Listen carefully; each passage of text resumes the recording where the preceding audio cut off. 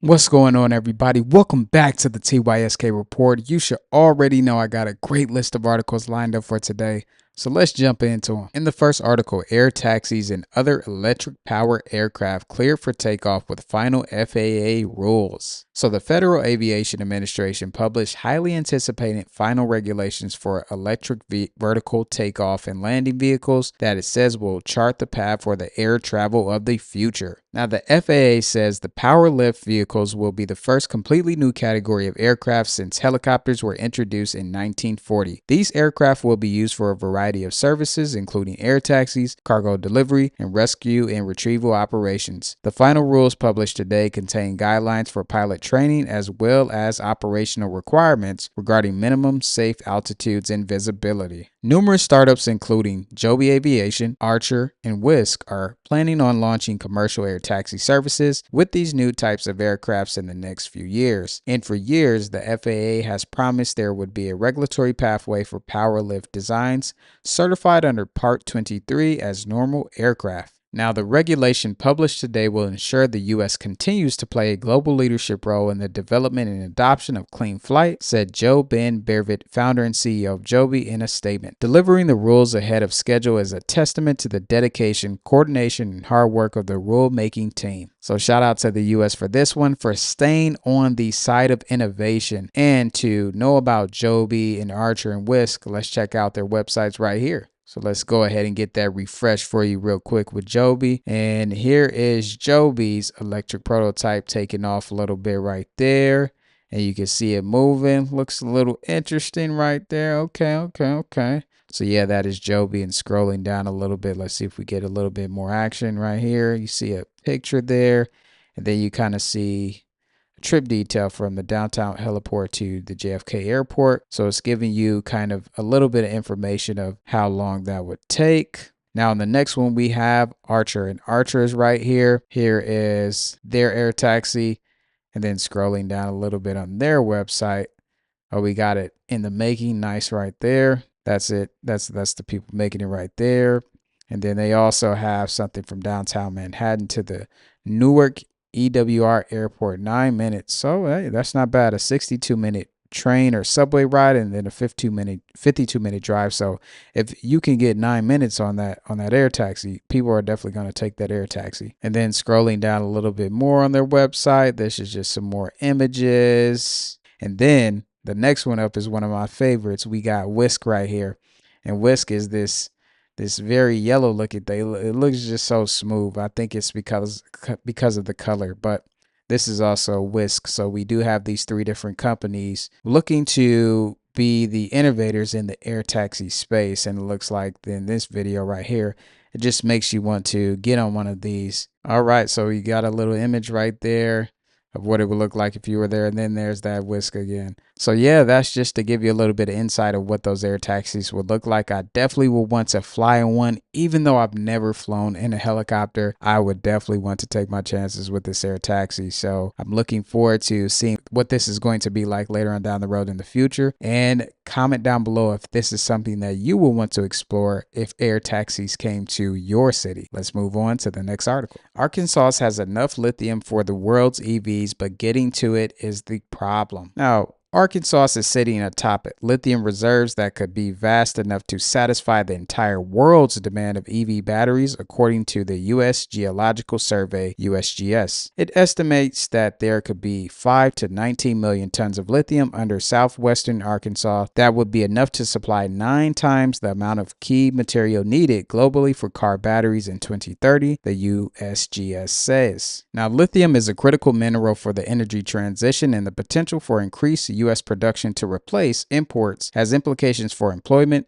manufacturing, and supply chain resilience, David Applegate, USGS director, said in a press release the other day. Now, ExxonMobil is reportedly ready to pounce. The company's plans to start production in 2027 has already drilled exploratory wells in Arkansas. The New York Times reports the fossil fuel giant declared its ambitions of becoming a leading lithium supplier for electric vehicles last year after purchasing drilling rights across 120,000 acres of land within the Smackover Formation in Arkansas. Now, the company ExxonMobil can use traditional oil and gas drilling techniques to reach lithium-rich saltwater trapped 10,000 feet underground, but it has to develop new technology called direct lithium extraction (DLE) to separate lithium from the water using chemical solvents or filters. So that's just some update about what's going on in the lithium EV battery space. And with this state here in the US having this lithium reserves, hopefully it can be extracted in a way that does not cause too much trouble or ruckus for the people that live there, and that it's done in an efficient way that could help power this energy transition. And it could definitely help build the infrastructure that they're continuing to build on, but we definitely need more of it that's going to be as convenient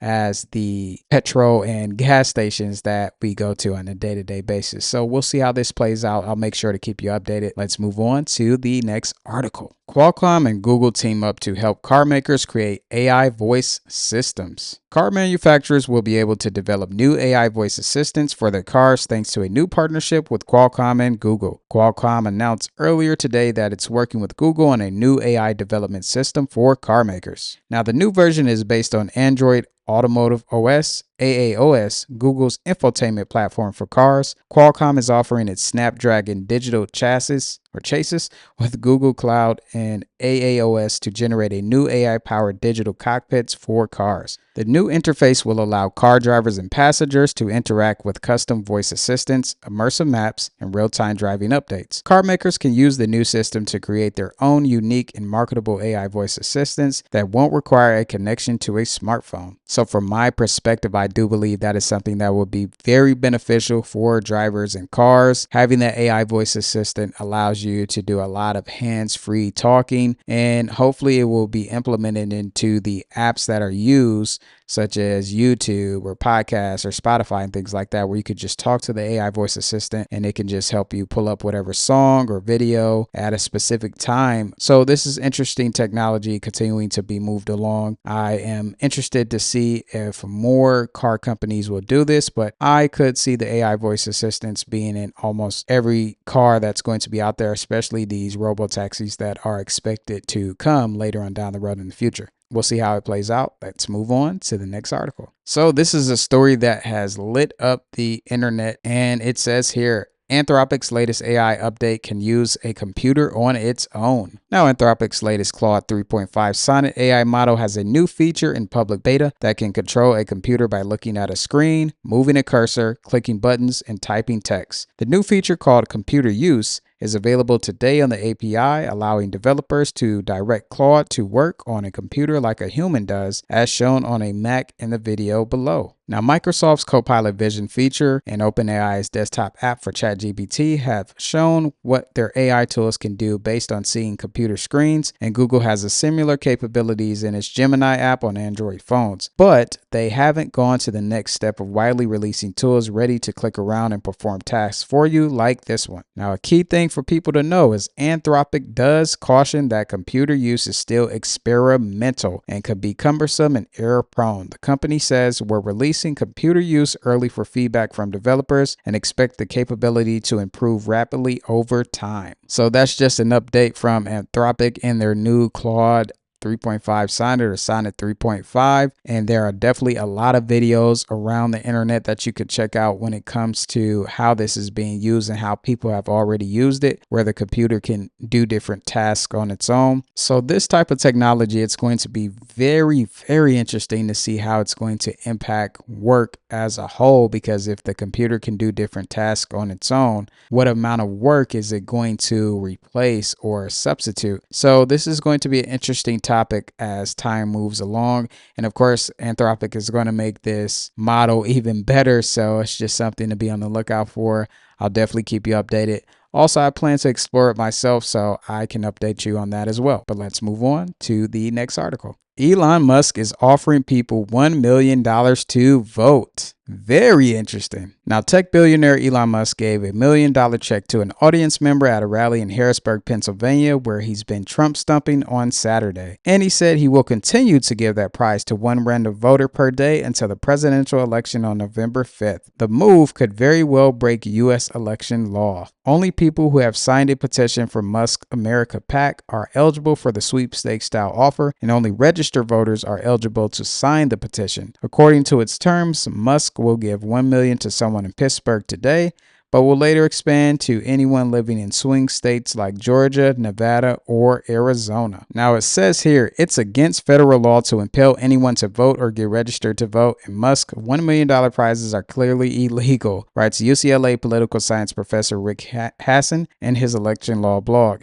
He cites something right here which states that anyone who pays or offers to pay or accepts payment either for registration to vote or for voting can potentially see $10,000 in fines or 5 years in prison. There are also other legally dubious aspects of the pledge, which include bonuses for signers and for getting others to sign it. Now, Musk could be trusting that Trump, who has pardoned allies and is unlikely to let the DOJ punish a major donor, will win and make the legal questions irrelevant. So this was a very interesting topic on X, and I did respond to it. And right here it says verbatim, it would be interesting to see if this is something that gets put into law in the future. If this were to happen on a smaller scale, I could see billions of people taking this deal each election cycle. What are your thoughts? So I'm asking you, the viewer, what are your thoughts when it comes to this and Elon Musk? If it were something that would be put into law, could you see people taking this deal? Comment down below and let me know what you're thinking. Let's move on to the next article. In more Elon-based news, Tesla has been testing a robotaxi service in the Bay Area for most of the year. Now, Tesla has been testing a robotaxi service in the Bay Area for the past few months, Elon Musk said during the company's earnings call on Wednesday. The company's employees have been able to summon an autonomously operated Tesla vehicle for trips using the company's prototype ride-hailing app. Musk said the vehicles arrive with safety drivers behind the wheel ready to intervene in case anything goes wrong.